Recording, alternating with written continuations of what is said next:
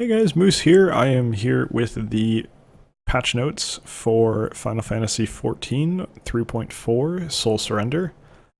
I do play 14. I've talked about it in a few of my videos. I don't do much combat content, however, so I'm going to be approaching this from the perspective of a crafter who is maybe considering, okay, well, what's this going to do to the market, or what do I need to pursue gear-wise to get to the point where I am content as a crafter. I don't necessarily like being at the top, and I have been out of the game for a little bit, so some of my input may be incorrect, some of the assumptions I make may be incorrect, but generally I understand how the game works, I understand how crafting works, and I know how things stand currently with crafting for the most part. The only stuff I don't really know is the very, very tippy top of the hardest to make stuff, so that's fine. I'm not going to put myself out there as the best crafter out there. That's just not who I am. I play for fun. I accumulate wealth because that's what I enjoy. So let's get right into it. So the first thing, the big thing that'll impact crafters is not crafting related directly, but apartments are now available. So they're 500k, but I think money is not that easy or not that difficult to come by at this point. So a lot of people are going to have 500k to throw at this, especially knowing that it's been coming for a while. So you probably will see an uptick in how much furniture people are buying. It'll probably be the biggest one we've had before because it's the cheapest kind of housing that's actual housing. However, certain things like outdoor furnishings aren't going to sell more. The more expensive furnishings may not sell more because the people, if they had money, they may have bought a house. If you're on a server that isn't, I mean, I'm saying I play on Hyperion, so all our houses have been bought and taken for a very long time now. So for us, that's how it's going to look. But if you're on a smaller server, maybe that's not going to be the case. So, you know, you can kind of apply the logic to your own situation. I think you'll still see an uptick in furniture sales, even if you're on a smaller server, but it won't be that significant. So anyway, going down here to the next thing that matters. There's more furnishings, of course, that'll matter too, shown here. Aquariums are very cool. We'll get into what those require a little bit later, though I'm going to do this. This is going to be a very quick run through. I'm not going to go into too much detail. Equestrian playlists are added, but I don't think that's going to generate much more sales on that front. Some furniture. Soil's easier to get for lower tier soil. Oh wait, this isn't that note. But soil is, you'll have to trust me on that one. Soil is easier to get for lower tier soil, 1 and 2. If you have an FC, that's relevant in that I think tier 2 shroud soil is just as good as tier 3, grade 3 for the indoor plants. Is there anything here? No, I don't think there was. So you can just farm up some grade 2. Don't bother wasting grade 3 on your indoor plants, the ones that you trade in for crafting materials. What else have we got? There's so much combat stuff that I just don't care about. That's the PvP section. Alright, I think I passed a couple. There was one, yes, so Glamour Prisms. A lot of people are going to write this off, but Glamour Prisms are a very good way to make slow, consistent money over a long period of time. With the changes, there's less fragmentation in the market, so you're going to see more competition, but also more demand. I would say the increase in demand for the one individual item is not going to be as significant as the increase in competition, because this doesn't really make much of a difference for someone who's looking to get a Glamour Prism. It's still very easy, but you will see an easier time to compete because instead of having to list 5 different grades or whichever 2 or 3 or 1 that you pick, you only have to list 1, and it applies to everything. So more people will probably be making these and selling them. So the price may go down a little overall relative to the average of what the 1 through 5 ones were before, but just the same. I think this is a little bit easier market for people to get into. Starting out in crafting, this is a decent way to make money for leave items and stuff. The other big thing here is the following items cannot be crafted without specialization. You knew this was coming. It's not that special. Ironwork stuff, all that junk is now craftable no matter what. Even if you don't have specialists, that's a big deal. Max potions are cheaper to make now. I do not really do alchemist that much for this anyway. So I don't even know what this is. I have no idea where that's from. so I can't really offer much input there. But the reason this was done is because they now have the next tier of potions is out. So if you want to make money out those, the max potion market probably will open up a little, because a lot of the people who are using it are now going to be moving up to Supra instead of the max. So, you know, it's an option to consider. It may not be that great anymore, because people will also be moving on to buy those Supra, Max, whatever they're called. But, you know, it's something. There's one in particular that I'm looking for. This isn't it, but it also matters. New gear is now available. The offhands are maybe good. I don't remember how good these were. Typically, it's probably about on par with the other stuff. They're good for catching up, but not good for your like actually gearing yourself out if you have money, which if you're a crafter, I'm assuming you do.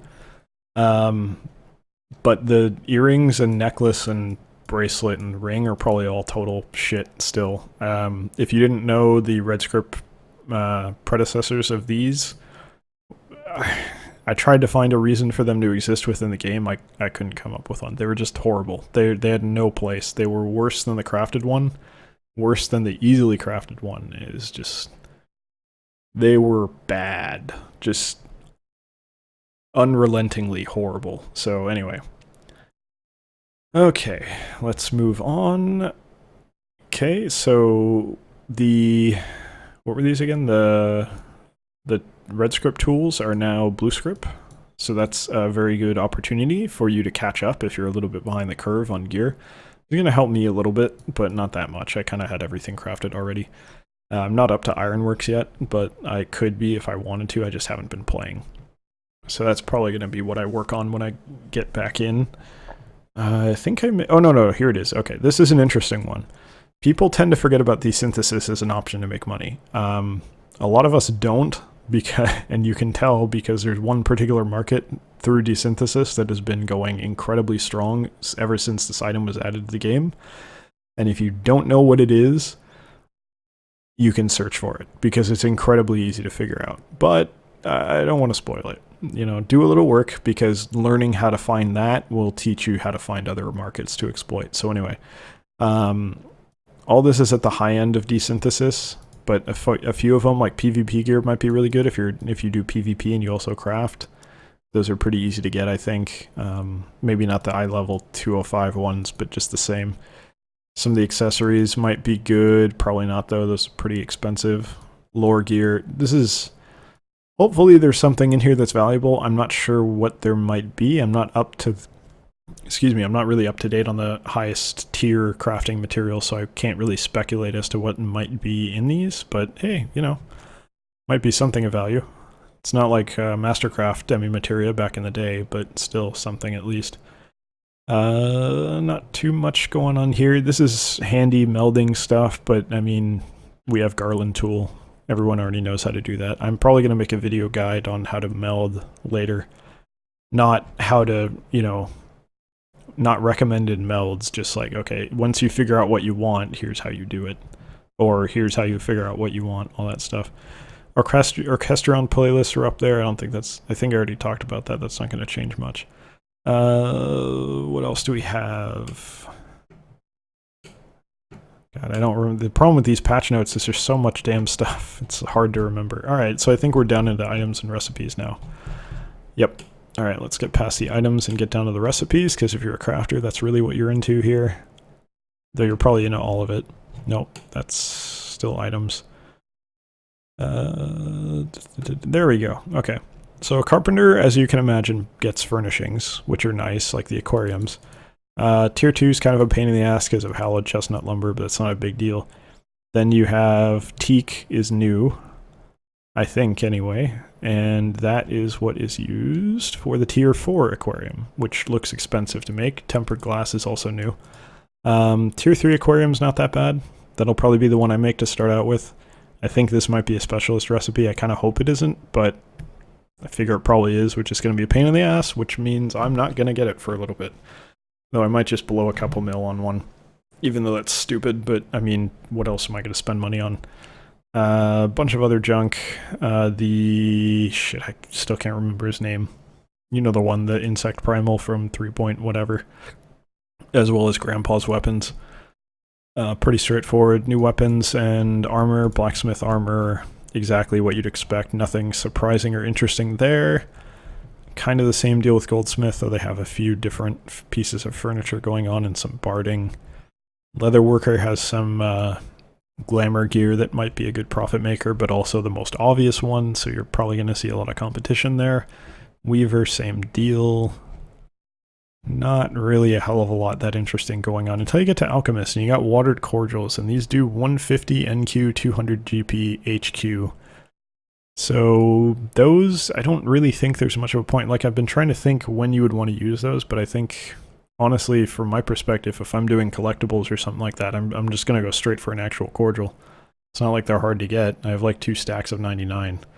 So I'm having trouble seeing where these might be useful.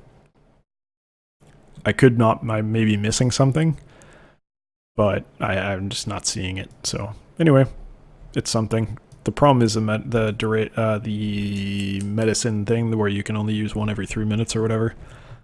Maybe it's lower on that one, makes it workable, but whatever. And then you got the super max potions, which will replace max potions. So you see those, that'll probably be a moneymaker for a relatively small select group of people. I certainly will not be one of them, and you have some Orchestrion rolls. There are a lot of Orchestrion rolls added if you enjoy collecting those. I figure a lot of crafters do. And then you have Culinarian, which has 1 seafood recipe, which is... where was it? Right here. Spaghetti pescatole. Oh, I'm probably mispronouncing that. Pescatole? That sounds stupid.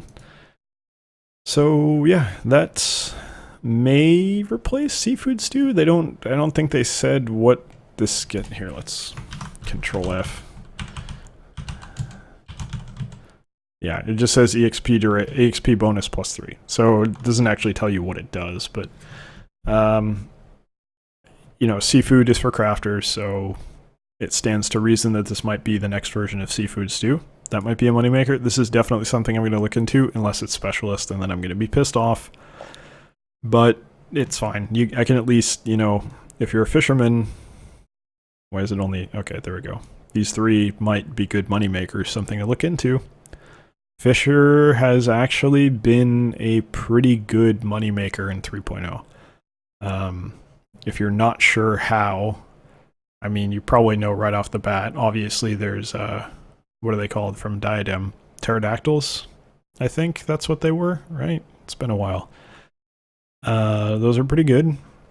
And then you've got, I think, in my opinion, they're one of the easiest classes to get some of the sands on, but that's personal opinion. And of course, because no one fishes, you have pretty high prices for seaborne ether sand pretty frequently. So anyway, there's a lot of options here.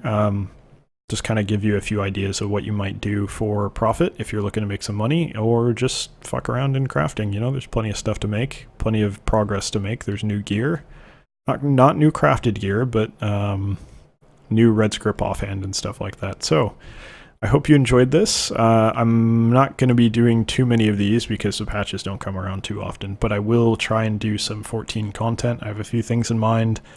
Mostly tutorial, how-to kind of videos. Gameplay is not really my thing. So if you enjoyed this, please let me know. And let me know if you have any kind of content that you're looking for. Crafting videos on YouTube or shit for 14. The few that I've seen are misinformative at best and straight up bullshit. So just showing like rotations that like, this is, no one uses this rotation. It's horrible. What are you doing? Stuff like that. So I'm hoping maybe that's a void that I can fill, but we'll see. So thank you very much for watching. I hope you enjoyed it, and I hope you'll join me in the next one as well. Or not the next one, but you get what I mean. Sorry, I'm in a rhythm for other videos. In my future 14 videos. Anyway, take care.